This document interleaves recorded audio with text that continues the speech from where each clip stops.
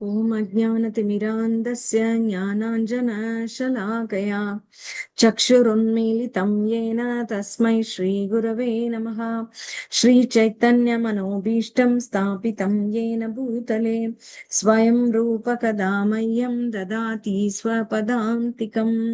वन्देऽहं श्रीगुरु श्रीयुतपदकमलं श्रीगुरुन् वैष्णवांश्च श्रीरूपं साग्रजातं सहगण रघुनाथान्वितां तं सजीवं साद्वैतं सावधूतं परिजनसहितं कृष्णचैतन्यदेवं श्रीराधा कृष्णपादान् सहगण ललिता श्रीविशाखान्वितांश्च। हे कृष्णा करुणा सिन्धु दीनबन्धो जगत्पते गोपेश गोपिका कान्त राधाकान्त नमोऽस्तुते। तप्त काञ्चन गौराङ्गी राधे वृन्दावनेश्वरी वृषभानुसुते देवी प्रणमामि हरिप्रिये। वाञ्छाकल्पतरुभ्यश्च कृपा सिन्धुभ्य एव च पतितानां पावनेभ्यो वैष्णवेभ्यो नमो नमः। जय श्री कृष्ण चैतन्य प्रभो नित्यानंद श्री अद्वैत गदाधर श्रीवासादि गौरभक्त वृंदा। हरे कृष्णा कृष्णा कृष्णा हरे हरे, हरे राम राम राम हरे हरे। श्री श्री भगवत गीता की जय, ஸ்ரீல பிரபுபாத் கி ஜெய். ஞாயிற்றுக்கிழமை காலையில உங்களை எல்லாம் சந்திக்கிறதுல மிக்க மகிழ்ச்சி. இன்னைக்கு நம்ம பார்க்கக்கூடிய ஸ்லோகங்கள் விஸ்வரூபம் அப்படின்ற 11வது அத்தியாயத்துல இருந்து 37, 38. இது அர்ஜுனனுடைய பிரார்த்தனைகளாக வருது.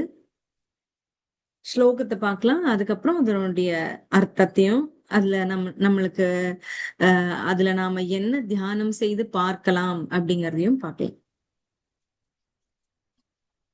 கஸ்மாச்சதேன நமேரன் மகாத்மன் கரீயசே பிரம்மணோப்யாதி கர்த்ரே அனந்த தேவேஷ ஜகன்னிவாச த்வம் அக்ஷரம் சதசத்தத் பரம் யத் त्वम् आदिदेव पुरुष पुराणस् त्वमस्य विश्वस्य परं निदानं वेत्तासि वेद्यं च परं च धाम त्वया ततं विश्वम् अनन्तरूप। कस्मात् येन च மேலும் தே உம்மிடம் நான் இல்லை நமேரன் தக்க வணக்கங்களை சமர்ப்பிக்க மகா ஆத்மன் மிக பெரியவரே கரியசே சிறந்தவர் பிரம்மணக பிரம்மாவை விட அபி இருந்தும் ஆதி கர்த்தரே முதல் படைப்பாளருக்கு அனந்த எல்லையற்ற தேவ ஈஷ தேவர்களின் தேவரே ஜகன் நிவாச அகிலத்தின் அடைக்கலமே துவம் நீங்கள் அக்ஷரம் அழிவற்ற சத் அசத் காரணம் விளைவு தத் பரம் பரமமான யத் ஏனெனில். அதாவது மகாத்மாவே மகாத்மன் அப்படின்னு சொல்றார். அதனால மகாத்மாவே பிரம்மாவை விட சிறந்தவரே, பிரம்மாவுக்கு இன்னும் மூத்தவர், பிரம்மாவை படைத்தவர். அதனால பிரம்மாவை விட சிறந்தவரே நீங்கள் ஆதி படைப்பாளர். எனவே அவர்கள் மரியாதை கலந்த வணக்கங்களை ஏன் உங்களுக்கு செலுத்தக்கூடாது? ஏன் செலுத்த மாட்டாங்க? எல்லாரும் அதில் வணங்குவதை நான் பார்க்கிறேன் அப்படின்னு சொல்றார். அப்ப அவர்கள் ஏன் வணங்க மாட்டார்கள் அப்படின்னும் அவரே சொல்றார் அர்ஜுனர். எல்லையற்றவரே தேவர்களின் தேவனே அகிலத்தின் அடைக்கலமே தாங்கள் அழிவற்றவர், எல்லா காரணங்களுக்கும் காரணம், இந்த ஜட தோற்றத்திற்கு அப்பாற்பட்டவர் அப்படின்னு. அதே இது இங்க துவம் ஆதி தேவ பாத்திரலாம். துவம் நீர், ஆதி தேவ ஆதி தேவர் தேவர்களுக்கெல்லாம் ஆதியானவர், புருஷர் புராண பழைய துவம் நீர் அஸ்ய இந்த விஸ்வஸ்ய அகிலத்தின் பரமமான நிதானம் அடைக்கலம். வேத்தா அறிபவர், அசி நீர் வேத்யம் அறியப்படுபவர், ச மேலும் பரமமான, ச மேலும் தாம அடைக்கலம், துவயா உம்மால் ததம் நுழையப்பட்டு, விஸ்வம் அகிலம் அனந்த ரூப எல்லையற்ற ரூபமே.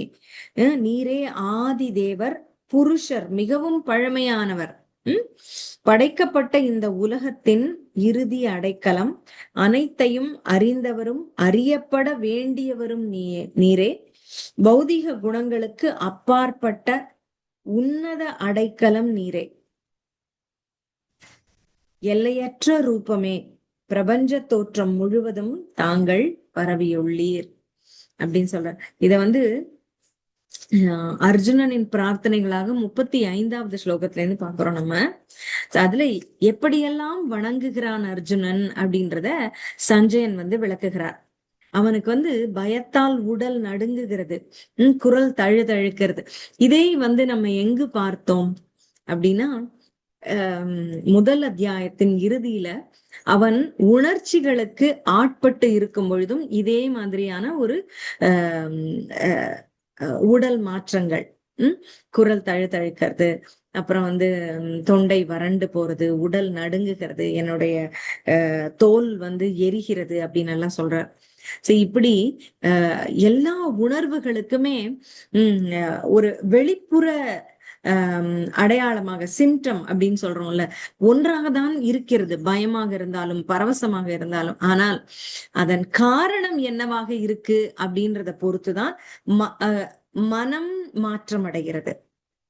மனம் என்ன அனுபவம் பெறுகிறது அப்படின்றது அதன் காரணத்தை பொறுத்தது. எந்த காரணத்தால் இந்த உணர்வுகள் வருகிறதுன்றத பொறுத்து நம்முடைய உணர்வு மாறுபடுது. அதேதான் இங்க வருது பாருங்க. உடல் நடுங்குகிறது, குரல் தழுகு, பின்வருமாறு அவன் பேசுகிறான். அதனால அப்பதான் ஹிருஷிகேஷ புலன்களின் அதிபதி அப்படின்னு அழைக்கிறான். இப்ப அவனுடைய புலன் எதனால் ஆட்பட்டிருக்கு? அவருடைய விஸ்வரூபத்தை பார்க்கும் பொழுது அவனுடைய உணர்வு அதனால் ஈர்க்கப்பட்டு, அதனால் ஆட்கொள்ளப்பட்டு இருக்கு. அதனால ஹிருஷிகேஷர்னு சொல்லிட்டான் முதல்ல. அதுலதான் 36ல இருந்து 8 வரைக்கும் அவன் போற்றுகிறான். 36 நீங்க நேத்தே பார்த்திருப்பீங்க. அதுல என்ன அப்படின்னா, உமது நாமம் கேட்டு உலகம் ஆனந்தம் அடைகிறது, அதனால் அனைவரும் உம்மீது பற்று கொள்கின்றனர். சித்தர்கள் என்ன பண்றாங்க? மரியாதையுடன் வணங்குகின்றனர். அசுரர்கள் அங்க அவருடைய விஸ்வரூபத்துல சித்தர்களையும் காண்கிறான், அசுரர்களையும் காண்கிறான். அசுரர்கள் என்ன பண்றாங்க அப்படின்னா, பயந்து இங்கும் அங்கும் ஓடுகிறார்கள். ஐயோ என்னடா அது அப்படின்னு. அதாவது அவரை பார்த்த மாத்திரத்தில், பகவானை பார்த்தவுடன் அசுரர்களுடைய ஒரு ரியாக்ஷன் எப்படி இருக்கும்னா, பயந்து போவாங்க. ஐயோ நம்மளை தாக்க வந்துட்டாரோ அப்படின்னு. நம்முடைய அதாவது இப்ப எறும்பு நம்ம பாக்குறோம், வரிசையா போயிட்டே இருக்கும், நீளமா போகும். எங்கு அதோடைய ஒரு ஜீனி டப்பா இல்லைன்னா ஒரு வெள்ளை டப்பாக்கோ போகும், இல்லைன்னா நீங்க ஏதோ ஒரு பக்ஷணம் ஸ்வீட்டா வச்சிருக்கீங்கன்னா அதுக்கு போகும். நேரம் லைனா போயிட்டு இருக்கும். அப்ப அதை நம்ம டிஸ்டர்ப் பண்றோம்னு வச்சுக்கோங்க. எப்படி டிஸ்டர்ப் பண்ணுவோம்? பொதுவா நம்ம கொஞ்சம் எறும்பு மருந்த அப்படி தூவுவோம், இல்லைன்னா இப்ப இந்த சாக் பீஸ் லக்ஷ்மண் ரேக்கான்னு வந்துட்டு அதை தூவும், அதை வரைவோம். வரைஞ்சா என்ன பண்ணுவோம்? அங்க இங்க என்ன பண்றதுன்னு தெரியாம இப்படி போகும் இல்லையா? அததான் இங்க சொல்றாங்க, பயந்து அங்கும் இங்கும் ஓடுவது. எப்போ அந்த எறும்புகள் ஏன் அப்படியெல்லாம் போகின்றன அப்படின்னா, தன்னுடைய சுவாசத்துக்கு, அவற்றிற்கு என்ன பிராணன், எல்லாருக்குமே பிராணவாயு அப்படிங்கிறது முக்கியம். அதுதான் அதனுக்கு அடைப்பு ஏற்படும் பொழுதுதான் உயிர் பிரிகிறது அப்படின்னு சொல்றோம். அதுலதான் அந்த உயிரால் இனி வாழ முடியாது, அந்த உடலால் இனி இயங்க முடியாது அப்படின்னு பாக்குறோம். அப்ப எதனால் பயம் வருகிறது? அந்த பிராணவாயுக்கு ஒரு தடங்கல் வரும் பொழுது. அப்ப அது போல அப்ப இங்கும் அங்கும் ஓடுகிறது இல்லையா? அது போல இந்த அசுரர்கள் பகவானை பார்த்த மாத்திரத்தில் இப்படியெல்லாம் செய்வாங்களாம். ஏன் அப்படி செய்யறாங்க? அவர்களுடைய அன்றாட வாழ்க்கையில அவங்க என்னென்ன பண்ணுவாங்களோ அதற்கெல்லாம் அவர்களுக்கு அச்சுறுத்துவது போல, அதனை தடுப்பது போல, அதனை நிறுத்துவது போல, அதற்கு விஷம் போல பகவான் இருக்கிறார் அப்படின்னு அசுரர்களுக்கு. அதனால அவர்கள் அங்கங்கும் போடுறாங்க. அந்த அசுரர்களும் பகவானின் அங்கம்தான். அதுவும் இந்த விஸ்வரூபத்தில் தெரிகிறது அர்ஜுனனுக்கு. ஆனால் அவர்கள் பயந்து இங்கும் அங்கும் ஓடுகிறார்கள் அப்படின்னு சொல்றது வந்து இப்படியாக அவர்களுடைய ஒரு சீரான போயிட்டு இருக்கு. அவங்க ஏதோ பண்றத பண்ணிட்டு ஏதோ பண்ணிட்டு இருக்காங்க. ஆனா பகவானை பார்த்த மாத்திரத்தில் அவர்களுக்கு அதற்கு ஒரு தடங்கல், நம்முடைய பிராணவாயு தடங்கும் போது நமக்கு என்ன பண்றதுன்னே புரியாது இல்லையா? யோகா பண்ணும்போது சொல்றாங்கல்ல, மூச்சை புடிச்சு வச்சுக்கோங்கன்னு. ஒவ்வொருத்தருக்கும் ஒரு ஒரு லெவல் தான் புடிச்சு வச்சுக்க முடியும் இல்லையா? நான் வந்து ஒரு 10 கவுண்ட்டுக்கு வச்சுக்கலாம்னா நல்ல முடியறவங்க 50 கவுண்ட்டுக்கு கூட வச்சுக்குவாங்க. அது போல நமக்கு பிராணவாயு கிடைக்கலன்னா நம்ம அப்படியே கிடுகிடா ஆயிடுறோம். நம்மளால முடியல அப்படின்னு சொல்லி திரும்ப நம்ம அந்த மூச்சை வாங்கறதுக்கு ஏங்குறோம். ஐயோ மூச்சுன்னு. அது போல இந்த அசுரர்கள் தம்முடைய வாழ்க்கைக்கு அங்கு ஒரு ஈட்டி வச்சு நிக்கிறார் அப்படின்னு பார்க்கும்போது பயந்து போய் இங்கும் அங்கும் ஓடுகிறார்கள். எங்கு பிராணம் கிடைக்கும்? எங்க நம்ம ஒழுங்கா வாழலாம்? நம்மளை நாங்க எப்ப நம்ம சுதந்திரமா நம்ம இருக்கலாம், நம்மளுக்கு தடை இல்லாம எங்க இருப்போம் அப்படின்னு அலையறாங்க. அடுத்தது பாக்குறாரு. இப்படி அசுரர்கள் பயப்படுவாங்க பகவானை பார்த்து. ஆனால் இவர்தான் நமக்கு பாதுகாப்பு அப்படின்னு அவர் வேல் கொண்டு நிற்கும் பொழுது நாம என்ன நினைப்போம்? அவர் ஆயுதங்கள் எல்லாம் கொண்டு இருக்கிறார். அப்ப அந்த ஆயுதங்கள்லாம் நம்மளுக்கு பயம் கொடுக்குதா? மனிதர்களுக்கும் பயம் கொடுக்க தேவையில்லை. பயம் கொடுக்காது, பக்தர்களுக்கு கொடுக்கவே கொடுக்காது பயம். ஏன்னா பக்தனாகப்பட்டவன் ரட்சிக்கத்தான் பகவான் இருக்கிறான். நமக்கு ரட்சணை பகவான் மட்டுமே என்று நம்பக்கூடியவர்கள். அதற்கு தகுந்தபடி பகவானும் இருப்பான், அவர்களை ரட்சித்துக் கொண்டே இருப்பான். அதை புரிந்ததனால் அவர்களுக்கு பயம் வராது. அவனுடைய ஆயுதங்களை பார்த்து அவர்களுக்கு பயம் வராது. ஆனால் அந்த ஆயுதங்களை பார்த்து யாருக்கு பயம் வரும்? அந்த அசுரர்களுக்கு பயம் வரும். அப்படியாக பக்தனுக்கு பயமே ஏற்படுவதில்லை. ஆனால் பக்தியை பயிற்சி செய்பவனுக்கு பக்தியின் இறுதி இலக்கே பயமின்மைதான். பயம் இருக்கு அப்படின்னா நாம எல்லாருமே தெரிஞ்சுக்கணும், நம்மளோட நம்பிக்கையில ஏதோ ஒரு குறை இருக்கு. நம்ம ஏதோ ஒரு இடத்துல பகவானை நம்பல அப்படின்னு அர்த்தம். நம்பல அப்படின்னா பகவானை விட நம்பிக்கை அப்படிங்கிறது வாழ்க்கையில எப்போதுமே இருக்கு. அதனால்தான் நம்ம வாழ முடிகிறது. அந்த நம்மேல் அதிக நம்பிக்கையும் பகவான் மேல் கொஞ்சம் குறைச்சும் வச்சுட்டோம். அதனால்தான் நம்மால் வந்து முழுமையாக பயமின்றி இருக்க முடியவில்லை. பயம் இருக்கிறது என்றாலே நம்முடைய நம்பிக்கையில் ஏதோ குறை இருக்கிறது. முழுமையாக நம்பிக்கையை வச்சுட்டா அந்த பயம் போயிரும். அப்படியாக பக்தனின் சிறப்பு வந்து பக்தியில் கிடைக்கக்கூடிய மாபெரும் பலன் என்ன அப்படின்னா பயமின்மை. பயமின்மைன்னா யாரும் என்ன கொல்ல மாட்டாங்க, எனக்கு இறப்பே கிடையாது அப்படின்றதா? ஏன்னா மரண பயம்தான் பயத்திலேயே மிக மிக மிக மிக அதிகமானது. அதிக பலம் கொண்ட பயம், ஒருவனை ஆட்டுவிக்க கூடியது. உலகியல் பயங்களிலேயே மிக பெரியது மரண பயம். அப்ப அந்த பயம் போயிடுமா? மரணம் வராது. சரி, நம்மளுக்கு மரணமே இல்லை அப்படின்ற எண்ணம் வருமா இந்த உடலுக்கு? அப்படின்னா இல்ல, மரணம் இல்லைன்னு தான் வரும். ஆனா உடலுக்கு மரணம் இல்லைன்னு வராது. உடல் மரணிக்க கூடியதுதான் அப்படின்றது புரிஞ்சு இந்த ஆன்மா மரணம் இல்லாதது, இந்த ஆன்மாவுக்காக நம்ம பாடுபடுவோங்கிற சிந்தனை வரும். அதுதான் பயமின்மை. இந்த உடலுக்கு ஏற்படக்கூடிய மரணத்துக்கு பயம் இல்லாமல் போகும். அது இருக்கட்டும் அப்படின்னு பயம் மரணம் வராது என்ற ஒரு திடமான நம்பிக்கை கிடையாது. மரணம் வரும், வரட்டும் அப்படின்ற பயமின்மை அது வரும். சரிங்களா? சோ இப்ப அனைத்தையும் பகவத் சித்தமாக ஏற்றுக்கொள்ளும் போது பக்தனுக்கு பயம் இருக்காது அப்படின்னு சொல்றாங்க. அப்புறம் இப்ப மறுபடி சொன்னதையே தான் சொல்கிறான். அடுத்ததுல 37, 38ல அர்ஜுனனுக்கு வந்து நம்ம சில சமயம் நம்முடைய எண்ண மேலீட்டுல ரொம்ப ஒரு எண்ணம் இருந்து கொண்டே இருக்கிறது. நம்மளோட இப்ப பாலை காய்ச்சுறோம், மேல நின்னா கொதிச்சு கொட்டுது இல்ல, அது போலதான் நம்முடைய உணர்வுகள் நிறைந்து இருக்கிறது ஒரு விஷயத்தில். ஒன்றை பற்றிய சிந்தனை நம்மளுக்கு ரொம்ப இருக்கு. ஒரு ஒரு ஃபங்க்ஷன் போயிட்டு வந்திருக்கோம், இல்லைன்னா ஒருவரை பார்த்து விட்டு வந்திருக்கிறோம். அது வந்து ரொம்ப குதூகலமாக இருக்கிறது நம்ம மனது. அது எந்த உணர்ச்சியாக வேண்டுமானாலும் இருக்கலாம். ரொம்ப கோபமாக கூட இருக்கலாம். ஆனா அதைதான் ரொம்ப நம்ம கொட்டுவோம். அது குதூகலமாக இருந்தா கூட அதிகமாக நாம அதை பற்றியே பேசுவோம். ஆனா பேசுவோம், எல்லாம் எந்த உணர்வாக இருந்தாலும் அது ரொம்ப அதிகமாக ஓவர்வெல்மிங் அப்படின்னு சொல்லுவாங்கல்ல, இந்த மாதிரி ஓவர் ஃப்ளோயிங் அப்படி இருந்தா அப்படியே மேல அந்த மனமே இருந்தா அதை திரும்ப திரும்ப திரும்ப சொல்லுவோம். ஒரு தடவை சொல்லிட்டா முடிஞ்சு போச்சுன்னு கிடையாது. சில விஷயங்கள் நம்ம திரும்ப திரும்ப சொல்லுவோம். ஆறவே ஆறாதுன்னு சொல்றாங்கல்ல.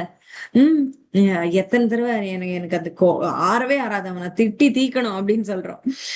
உன்னை வந்து அடிச்சாதான் என் மனசு ஆறும் அப்படின்னு எல்லாம் சொல்றோம். அந்த மாதிரி மனசு ஆற்றாமை அப்படின்னு சொல்லுவாங்க. ஆற்றுப்படுத்துறது, அதாவது சாந்தப்படுத்துவதற்கு நாம் மறுபடி மறுபடி மறுபடி சொல்லுவோம் இல்லையா? சொல்லி சொல்லி சொல்லி அதை தீர்த்துக்குவோம் ஒரு தடவை. அது போல இங்கு பகவானை பார்த்த அந்த பரவசம் அர்ஜுனனுக்கு ஆச்சரியமும் இருக்கு, பரவசமும் இருக்கு. இது வந்து அப்படி அவனுக்கு மேல் எழுந்து கொட்டுகிறது வார்த்தைகளாக. திரும்ப திரும்ப சொன்னதையே தான் சொல்றார், திரும்ப திரும்ப சொல்கிறார். ஏன்னா அந்த உணர்வுல வந்து விதவிதமா சொல்றதுக்கு அங்க ஒண்ணும் இல்ல, ஒரே உணர்வு தான் இருக்கிறது. பகவான் இப்படி பரந்தாமனாக நிற்கிறானே, இவனுக்குள் இவ்வளவும் இருக்கிறதா அப்படின்றது இருக்கு. அதனால்தான் திரும்ப திரும்ப வருகிறது. விஸ்வரூபத்தை கண்டு நடுங்கி போய் உணர்ச்சி மேலீட்டில் மனதை பட்டதையெல்லாம் சொல்கிறான். மறுபடி மறுபடி அதுல ரெப்படேஷன் இருந்தாலும் பரவாயில்ல, அவனுக்கு அது தோணுது சொல்றான். சொல்லுவோம்ல, நீ எப்படித்தான் இதை பண்ணன்னு தெரியல, நீ எப்படி இதை பண்ண. ஒருவர் வந்து ஒரு தவறான காரியமே நம்ம குழந்தை ஏதோ பண்ணிட்டான், ஆனா நீ எப்படிதான் இதை பண்ண, நீ எப்படி பண்ணலாம், எப்படி பண்ணலாம், நீ எப்படி பண்ணன்றதை என்னால ஏத்துக்கவே முடியல அப்படின்னு நம்ம நினைச்சு திரும்ப திரும்ப திரும்ப சொல்லுவோம் இல்லையா? அது போல இல்ல, ரொம்ப ஆச்சரியமா உங்களுக்கு வந்து ஒரு சர்ப்ரைஸ் கிஃப்ட் ஒருத்தவங்க கொடுத்துட்டாங்க, உங்களுக்கு ரொம்ப வேண்டியவங்க. அப்ப உங்களுக்கு ஆச்சரியம், எப்படி கொடுத்தீங்க, எனக்கு ரொம்ப ஆச்சரியமா இருக்கு, ஐயோ நம்பவே முடியல அப்படின்னு இருக்கிறத நம்ம திரும்ப திரும்ப சொல்லுவோம். அது போல இங்க வந்து திரும்ப திரும்ப திரும்ப சொல்கிறார் மகாத்மா. பிரம்மாவை விட சிறந்தவர், ஆதி படைப்பாளர்.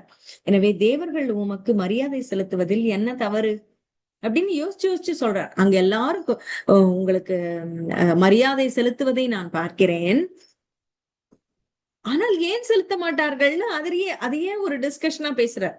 நம்ம இப்ப தன்னால உட்கார்ந்து புலம்பினா சில சமயம் ஏன் அப்படி நம்ம மனதுக்குள்ளேயே ஒரு டிபேட் பண்ணிக்குவோம் பாத்தீங்களா?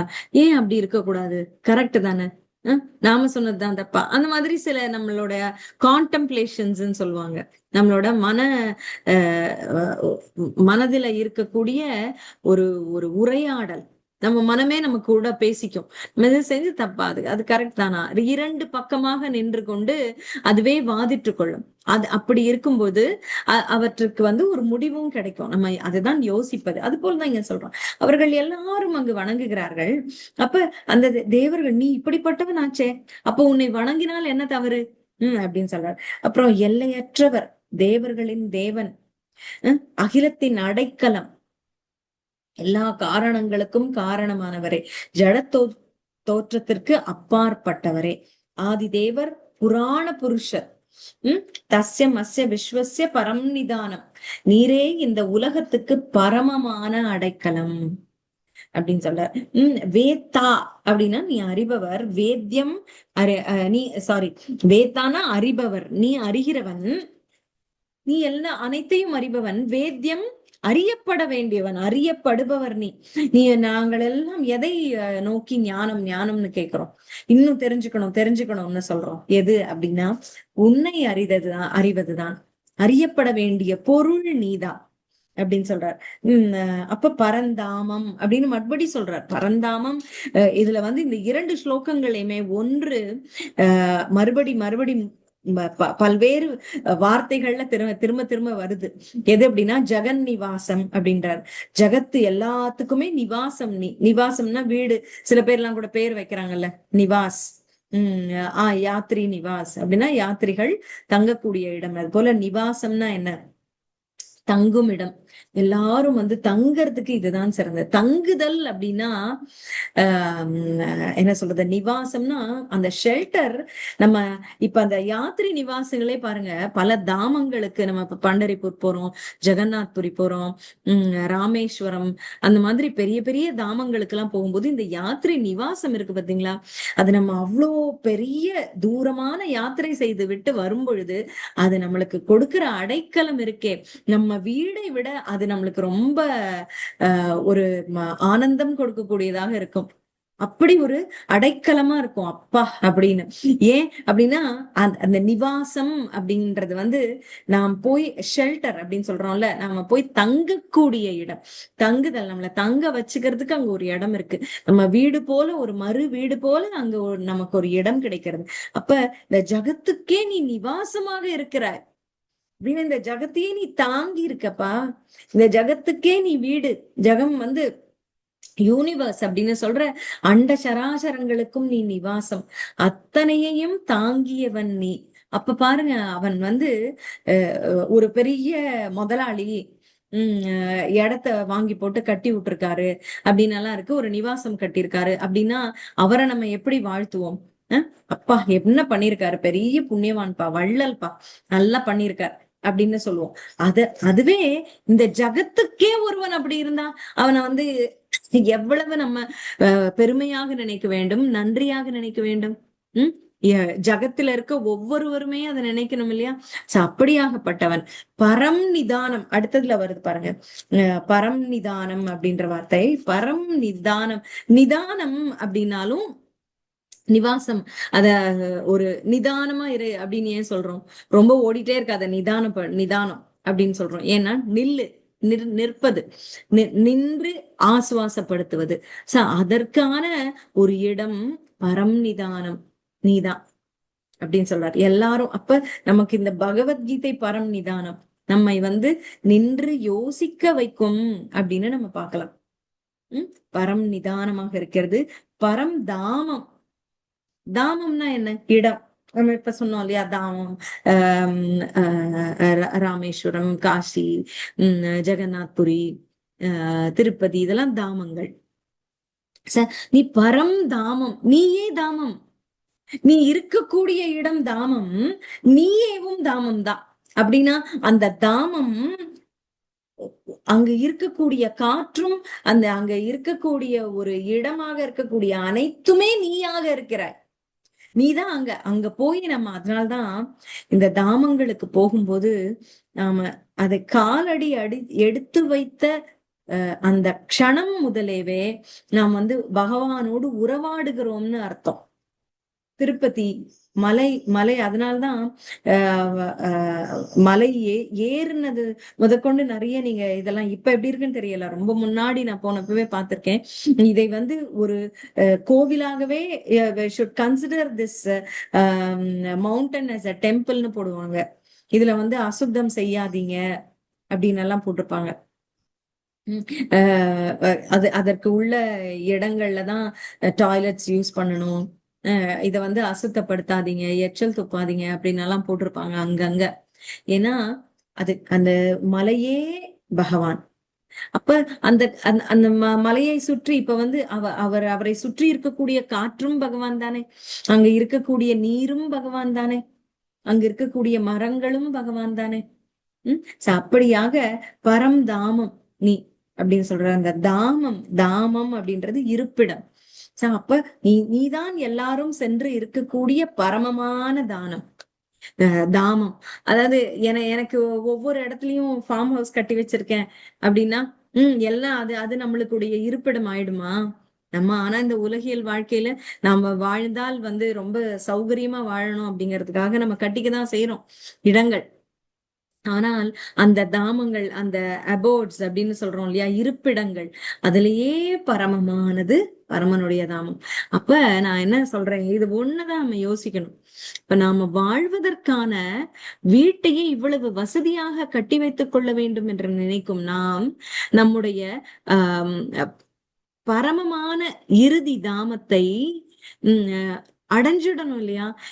ஏன்னா அதை நம்ம கட்ட வேண்டாம். இந்த பரந்தாமம் பகவான் அவ்வளவு அற்புதமான தாமமாக வைத்திருக்கிறார். அவரே இருக்கிறார். அப்ப அந்த இடத்துக்கு போகணும். நான் அதுக்கு ஃபீஸ் கிடையாது, வாடகை கிடையாது.